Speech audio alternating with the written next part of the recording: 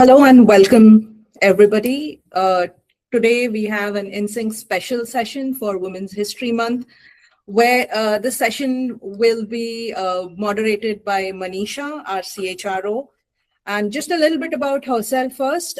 She leads the core enabling functions like the communications, the talent acquisition, HR, learning and development, and succession planning. She joined us back in September 2025. She has an amazingly multifaceted and extensive background, and she's held leadership roles across diverse sectors, including consumer, financial services, technology, and chemicals. We are delighted to have her moderate this session. Manisha, before we do, I hand over the mic to you. Thank you so much, Sohini. I am absolutely thrilled to welcome three brilliant, highly distinguished, and extremely capable leaders in healthcare. And I'm going to start with Dr. Grace Terrell, the OG, a nationally recognized thought leader in healthcare innovation and delivery system reform in the United States. Dr. Grace Terrell serves as the Chief Medical Officer at IKS Health. She has served as CEO of multiple organizations, including Aventus Whole Health and Cornerstone Healthcare, where she played a pioneering role in transforming care for medically vulnerable populations. Alongside her leadership and entrepreneurial work, she continues to practice as a general internist, bringing real-world clinical insight to everything she does. Dr. Terrell holds her MD from Duke University School of Medicine and a master's in medical management from Carnegie Mellon University. Dr. Terrell, as always, welcome. Thank you very much.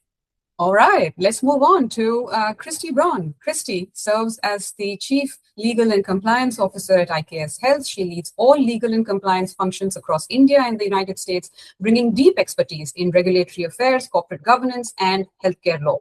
With deep expertise in legal counsel, compliance oversight, regulatory affairs, and corporate governance, she's guided complex healthcare organizations through dynamic and evolving regulatory environments.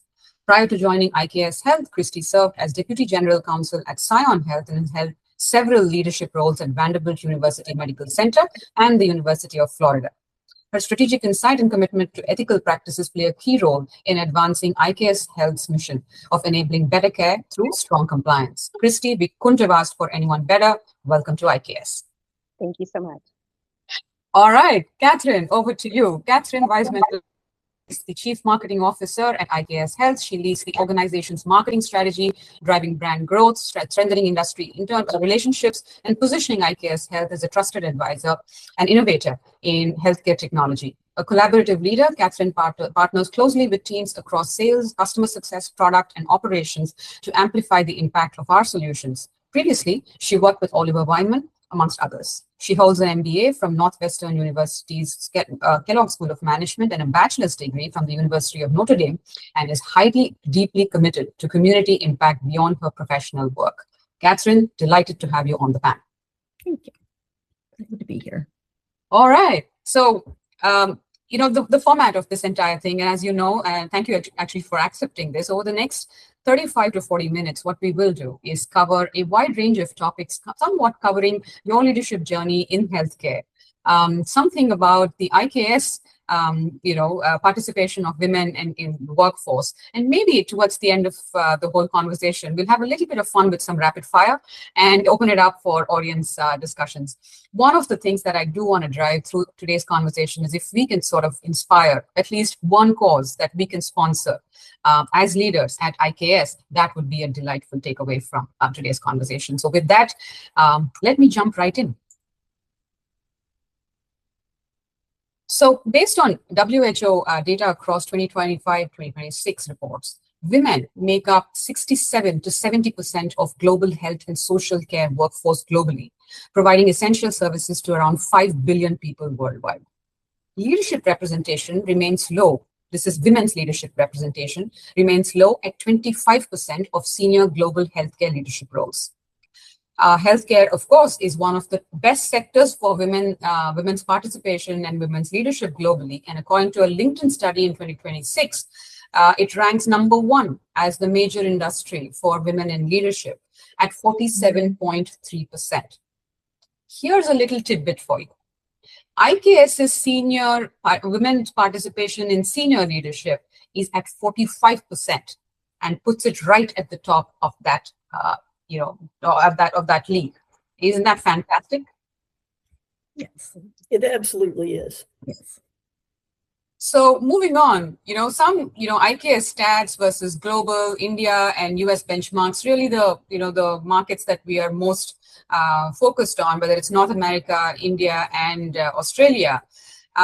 In IKS Global has roughly about 45.8% women, higher than India GCCs, which is at 28%, but lower than global healthcare, which is about 67 to 70%.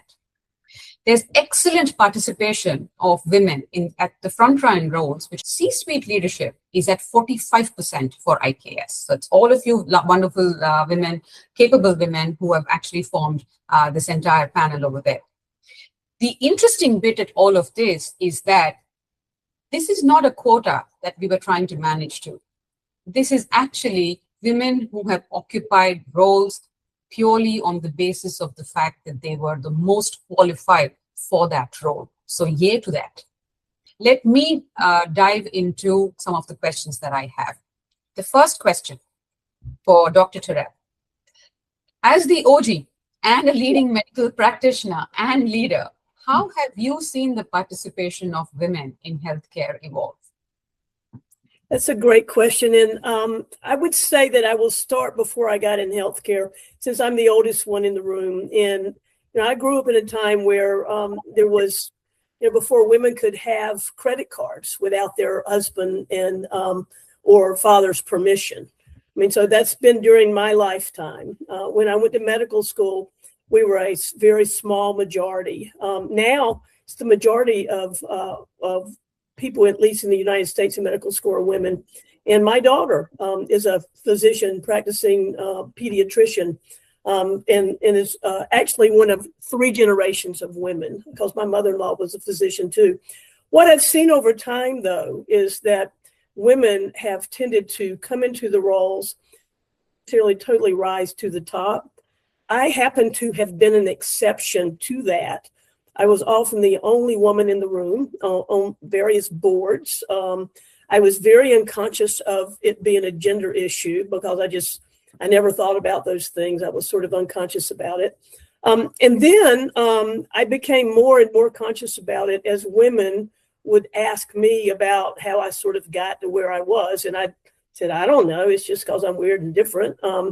And I finally decided that was actually a real cop-out on my part and the wrong way of thinking about things. And so I actually dug into it, really explored what it meant, why there were the barriers, why when, the vast majority of people in healthcare are women, they tend to be in the lower ranges of salaries and roles. And actually even wrote a book about it, which I think has been talked about before in the organization. But what I learned is that as things are getting better, it has to be around intentional recognition of the barriers, like we're doing right now, and intentional strategies for what to do about it. Understanding women's needs, understanding what causes these barriers, and then making conscious efforts to call them out when it's necessary to do that. And I have been thrilled here at IKS to see that since I got here from the very beginning, there has been a conscious effort on the part to recognize, understand, and do something about it without, as you said, Manisha, that whole concept of quota.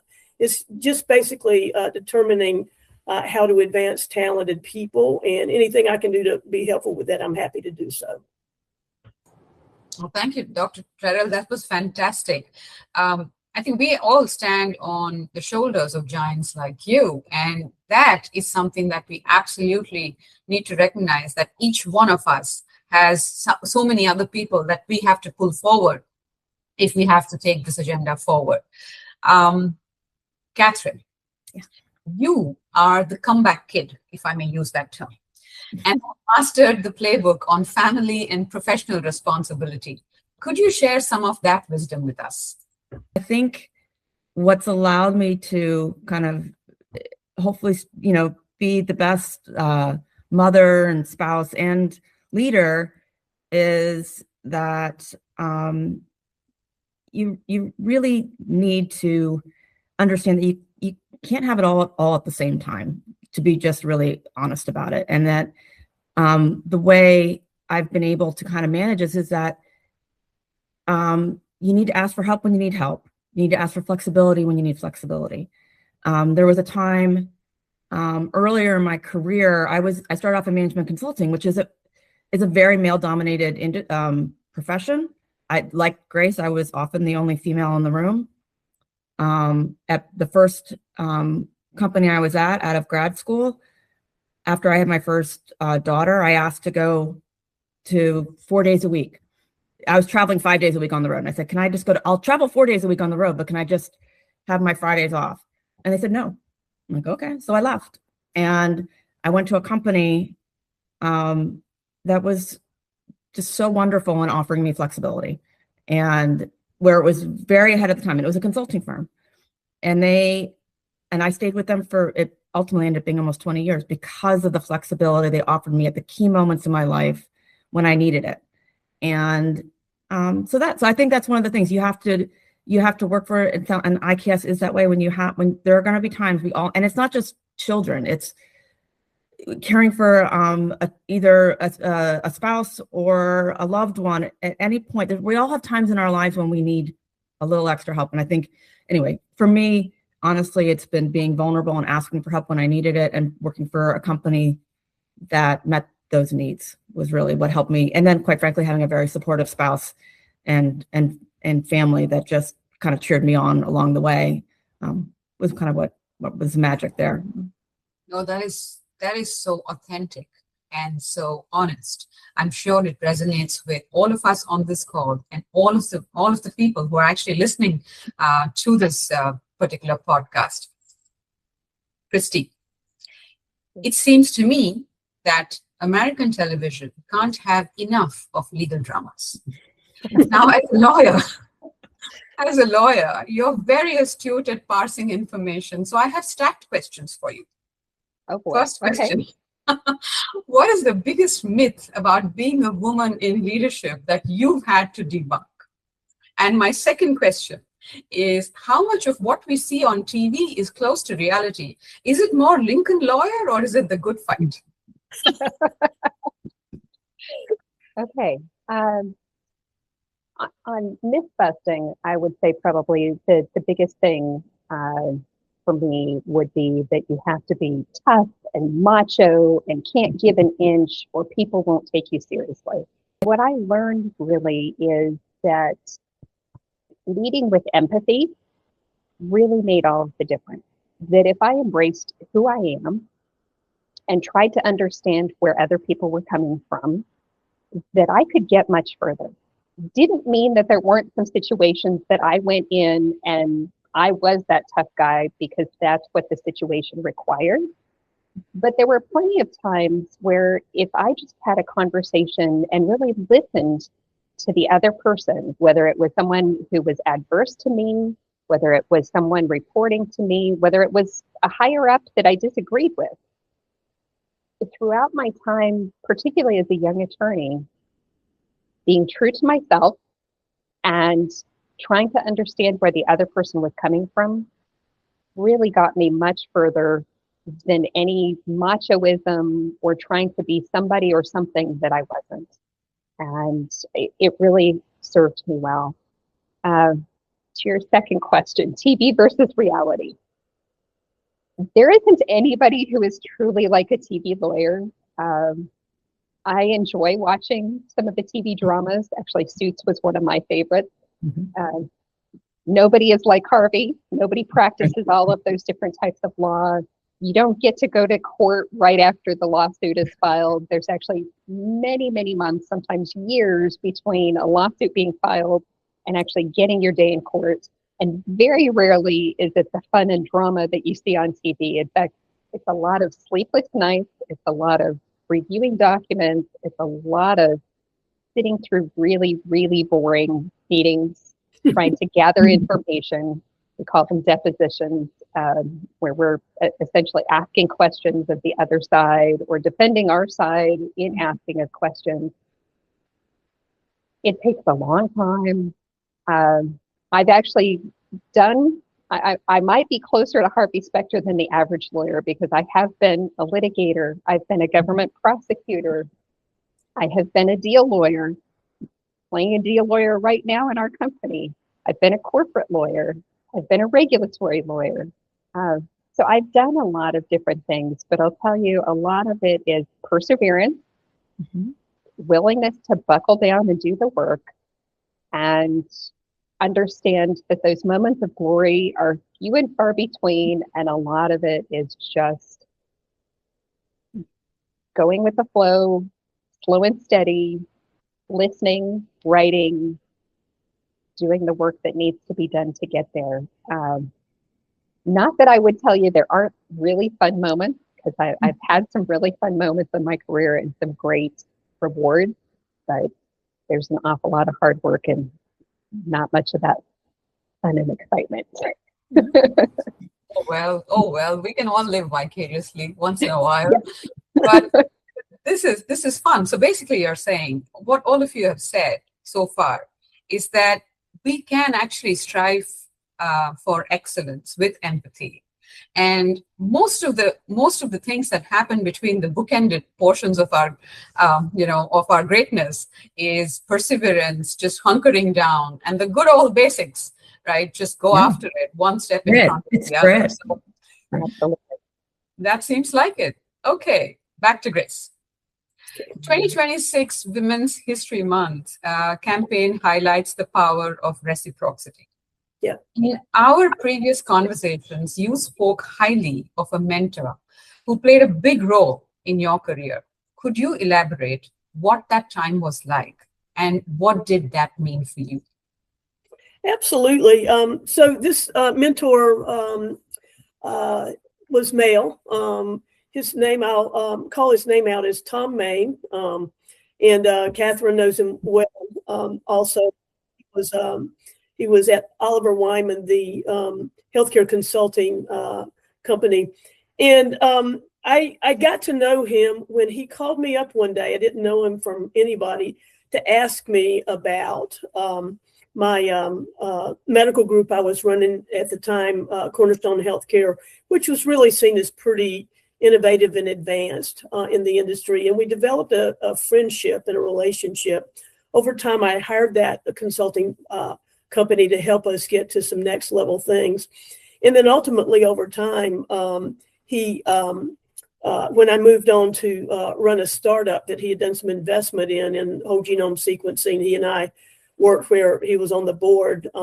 He passed away several years ago suddenly, and it was a real blow to all of us who knew him and loved him. But what he did for me is he took me seriously from the very beginning. There was an authenticity to him that the gender issues were not ever, I don't know that I ever spoke to him about anything related to gender. But what I did is have somebody that ultimately sort of sponsored me in without me knowing it, in the sense that, if there were opportunities that he thought that I would would benefit me, or that would possibly benefit Oliver Wyman in the consulting capacity, he was calling me up and sponsoring me and inviting me to things that I had no idea about. So I was honored to be part of the Healthcare Leadership Alliance that really he put together to really design the very best where the future of healthcare was going. Everybody else in the room, we started with like 8 people, were like C-suite, billionaires now, on some of the real scions of industry that I could, give their names, and many of you would know who they were. And I was right in the room with them and learning. And that was him. That was sponsorship. So what I've learned from that is that I can do that. I can pay it forward. And so I've recently, I've kept up with folks who have been parts of my teams in the past. One of them recently got a CEO position. I'm absolutely thrilled for her.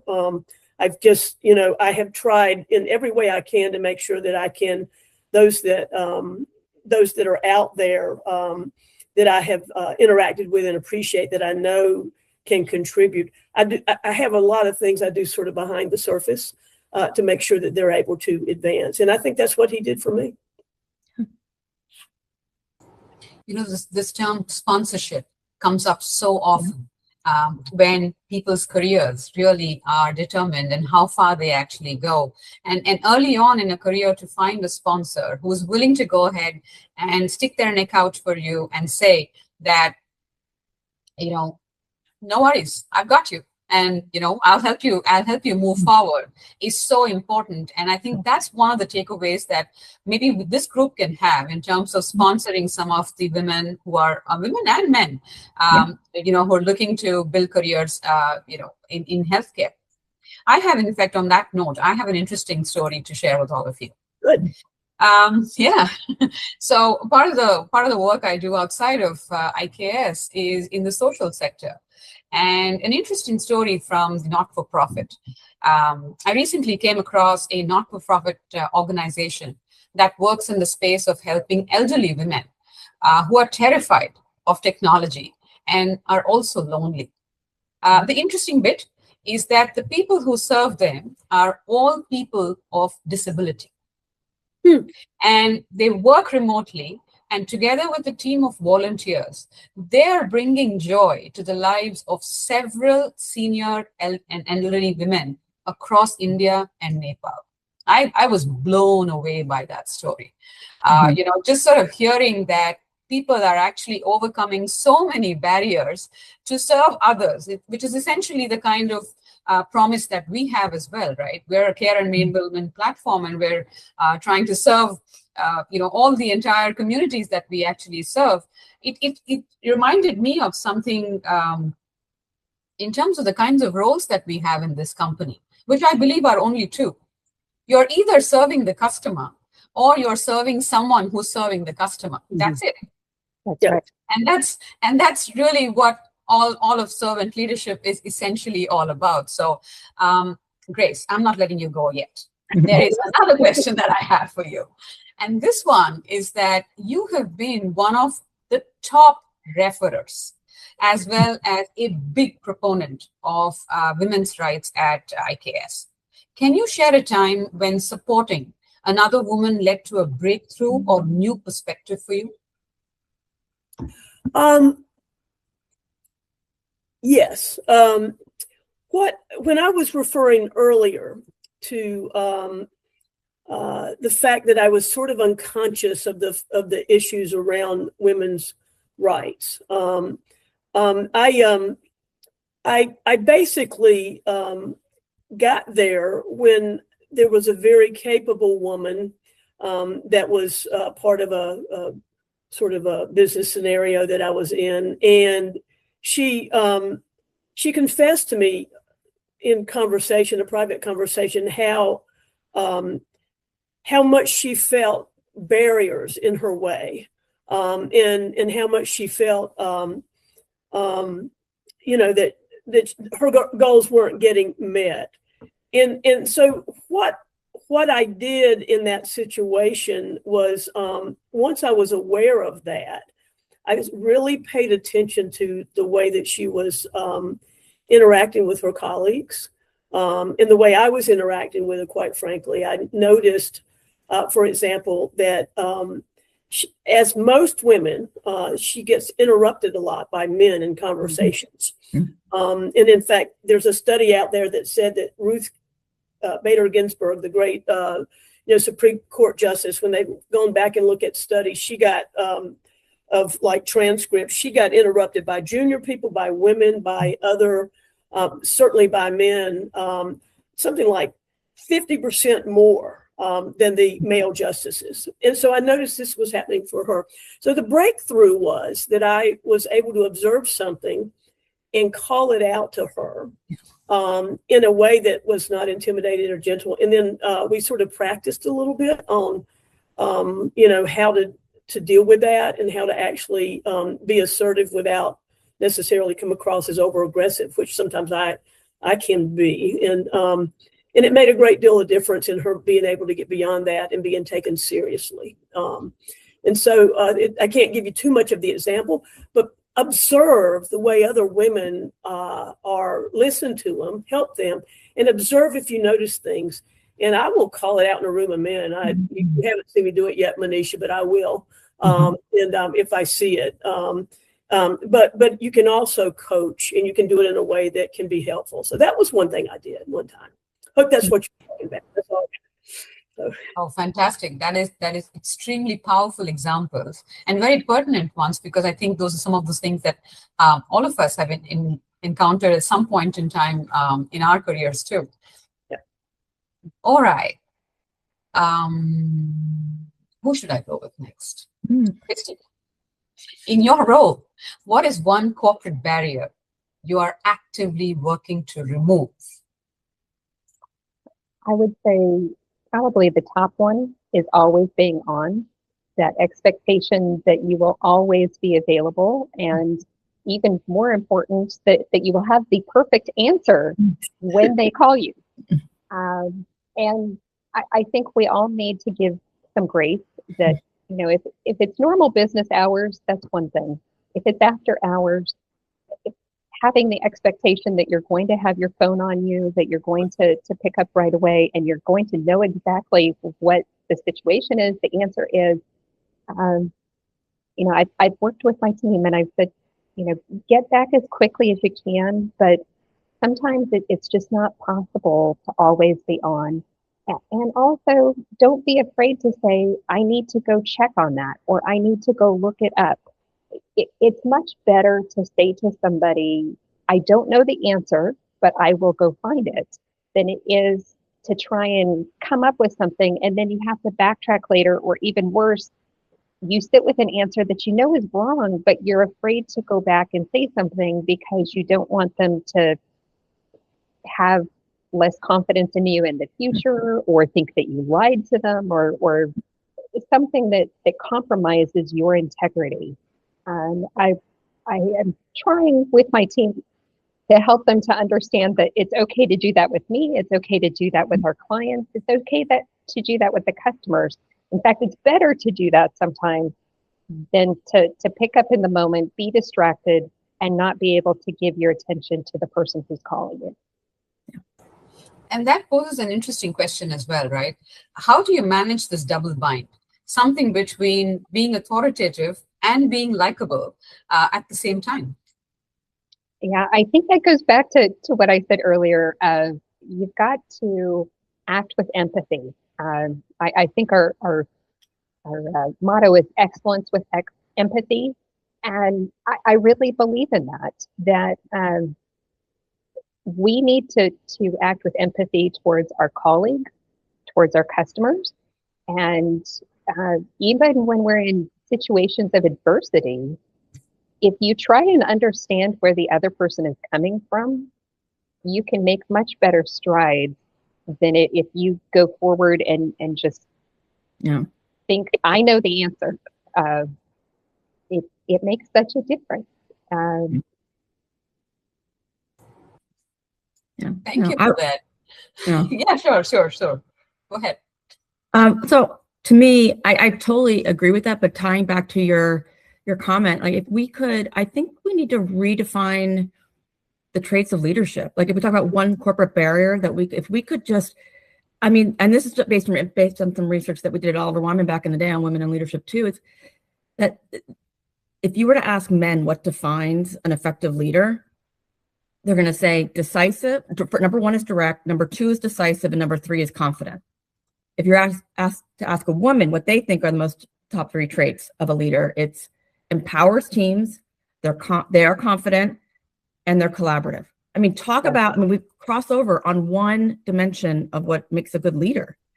So we've got to I think we need to expand our view of what makes a good leader. And that would be one thing that I would love for us to think about at IKS, is that, you know, there's all different types of leadership, and some are more effective in certain situations, but it's not just, I think we need to expand the view of what makes very powerful. That's a fantastic way to put it. And I have a book recommendation on that. Ooh. If you haven't read it, there is a beautiful book called The End of Averages.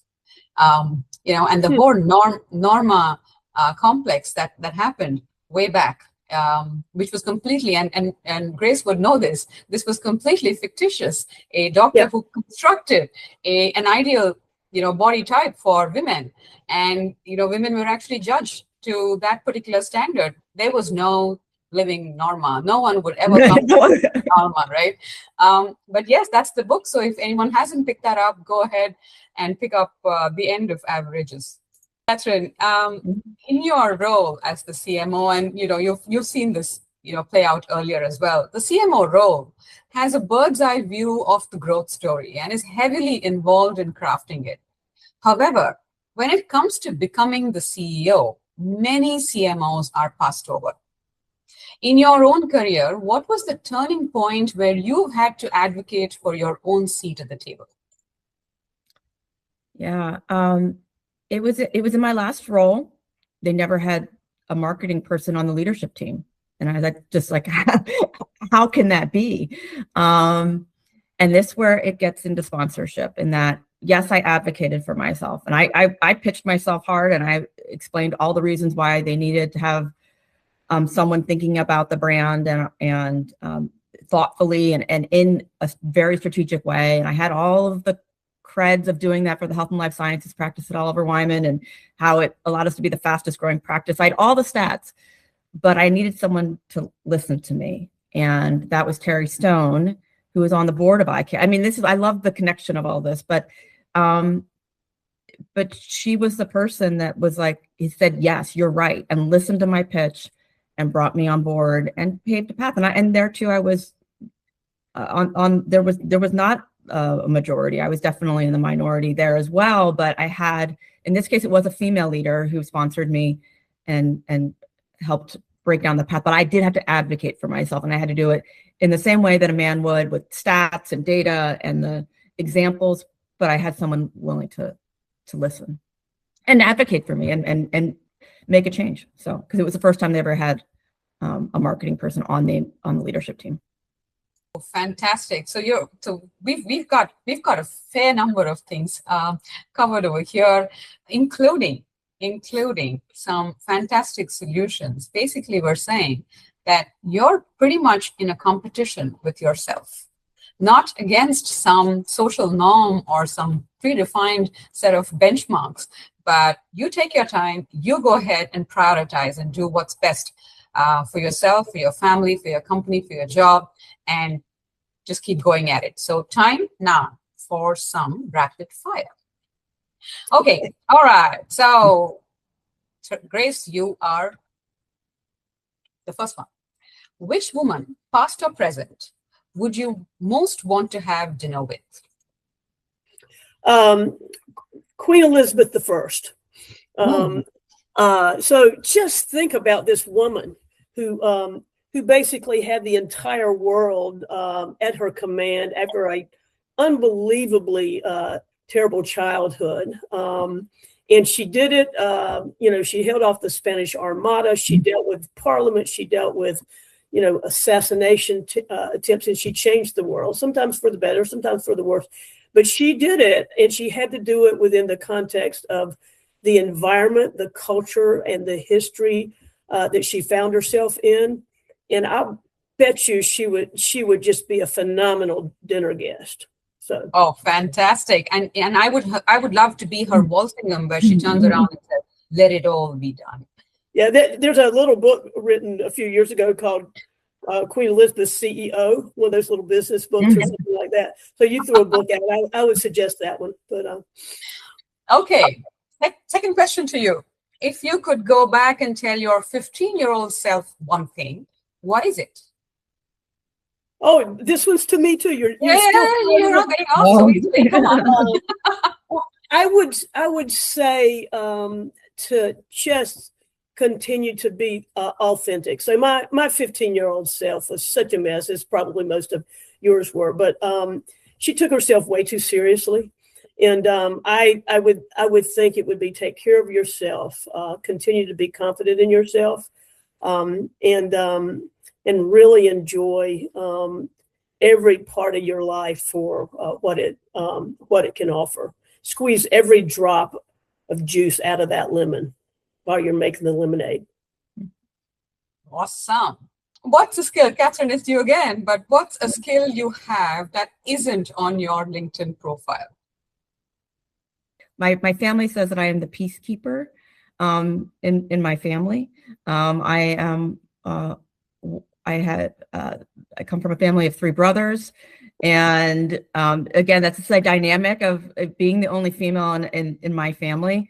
I really was, and I was a middle child. I don't know if it's more being middle child or being the only female, but I definitely historically have been the peacekeeper in our family, kind of keeping everybody aware and in line, and we have a really amazing family structure, but that and dynamic. But yeah, they call me the peacekeeper. I don't know if that's a super skill or not. That wouldn't be on there, but yeah, that's definitely it.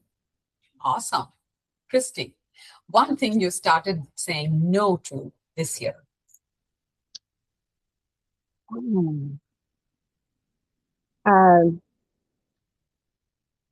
Volunteering. So honestly, I have a lot of people who ask me to volunteer time, whether it's teaching or speaking or participating in community events. And I have always in the past been the yes person. And I have started saying no to make some time for me to do the things that I need to do and prioritizing myself. Yeah. And it has made a big difference to my mental health, not to be running crazy every single weekend. And what is one skill every woman should learn in 2026? Diplomacy. Wow. I was actually thinking you'd say AI. You know, how you use AI can make all the difference. In fact, you can even use AI for diplomacy. So I'll give you an example. A good friend, his daughter disagreed politically with her grandparents, and she was giving him arguments, and he said, no, you need to present these arguments to your grandparents in a way that they're going to understand. And so she went to ChatGPT and she got her argument together, and he helped her with some prompts and things. But she came up with a good argument and presented to her grandparents, and they understood. They did not agree with her politics, but they understood where she was coming from. So I thought that was really neat. That here he was dealing with a teenager and teaching her both AI and a life skill. Oh, fantastic. What a way to blend both worlds in. On that note, maybe we can take a few audience questions. So, Sohini, over to you. So first one is, when you started your career, did you ever imagine reaching the C-suite?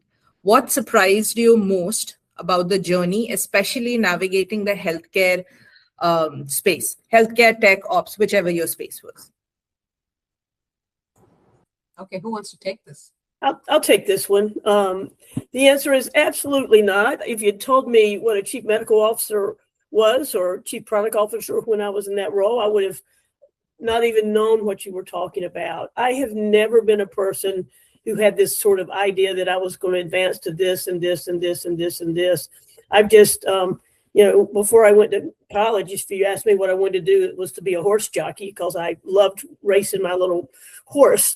So I have tended to basically make decisions about what I wanted to do in my life, focused on the now and the talents and what I wanted to do and make and all that. So I am accidentally in the C-suite and enjoying every minute that got me here. But it's not what defined me back then as to whether that would make me successful or not, nor does it define me now. But it's been a lot of fun, the journey.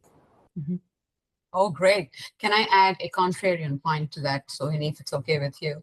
I knew exactly what I wanted to be and exactly at what age I wanted to be. What I didn't know is that it wasn't a linear path. Right. For me, the learning was that it has a whole lot of zigs and zags, and you can actually reach where you've got to reach. And sometimes maybe you reach there even sooner, but that's been my story. So, so here's second question for us. Yes. How can we as allies support or sponsor women leaders to accelerate equality? How do you think that will change the culture of IKS? I can jump in here on this one. I think we need to call out some of the things that we talked about, talk about the biases. We have to just put them out there. Like it's not like we're bad people. It's just your culture, how you were growing up. It's like, this is decades of just life. And it's just acknowledge that we all come into a situation with biases, and just to acknowledge them. Women think that it's, if I deliver the results, I'll be noticed and I will rise. Again, research shows men do not think that way at all. And for them, it's relationships. Like, that is what drives their success. I mean, we have two different views about how the strategy for rising in leadership. So if we could just acknowledge our different views and then come to a common understanding, I think that those are ways that I think those are just some steps we could be taking now. Okay, let me add on to that. The relationships is tricky for women, because sometimes you can be treated as the little the daughter figure, where they're going to perpetually sort of infantilize you. And so one role I think that women can play as they're working on those relationships is the sister role, which it sounds like, Kathryn, you actually know in spades as the peacekeeper. But if you're perceived as a colleague, but in a way that doesn't bring in the sexuality or some of those other things that it really put women in a double bind, I think that's the way of doing it. And so it's a way of practicing and pay attention to nuances about the way you may be being talked to. Is it belittling, like the daughter role, or is it, is it there is a sexual nuance, or someone that's afraid to get close would look like that? And it's not about calling it out, as opposed to using language and using behaviors that will allow this, what I would call the sister role, because I think the sister role is the one that can actually get you around some of those sort of hidden barriers. Yeah, it's a great call. On that, in fact, Marshall Goldsmith, the world's greatest coach, he actually has a fantastic point in terms of, something that Kathryn was talking about, which is that women believe that if we do a great job, we will get noticed, right? No, you will not get noticed. I think the point is you do your great job and you also advocate for yourself. Yeah. I think that point of actually going up and advocating and not being worried about whether you're coming off as too needy or too dominant or any of that. Those adjectives will probably be there initially, but people will get over it. At some point, they'll get over it and say, "Hey, man, we can't shut her up. So let's just go ahead and hear out what she's got to say." So. Third question, Sohini. We only have 2 minutes left, so one last question. Although ask for help is commonly encouraged, do people really seek help when needed? How can this be addressed and managed in workplace settings? Absolutely. I understand there's a vulnerability in it, and sometimes that's very hard, particularly if you perceive that your coworkers aren't asking for help. But all of the times when I was given grace to, whether it was family situation, personal health situation, it was because I came forth and said to my manager or my mentor, or even sometimes HR, look, I'm dealing with this problem, and I'm going to need some flexibility in my schedule, or I'm going to need to take some time off, but I want to make sure that I'm not penalized for this. Like, just being upfront about those needs is really important. And there are some protections for you when you do that. If people understand, then they can help you through the situation. If you don't speak up, the answer is always going to be no. You're not going to get any of the help that you need. And so it is important, even though it feels very vulnerable. And my experience has always been, it worked out so much better than I thought it was going to when I was afraid to come forward. Any closing thoughts? Let's just keep doing this. This is fun.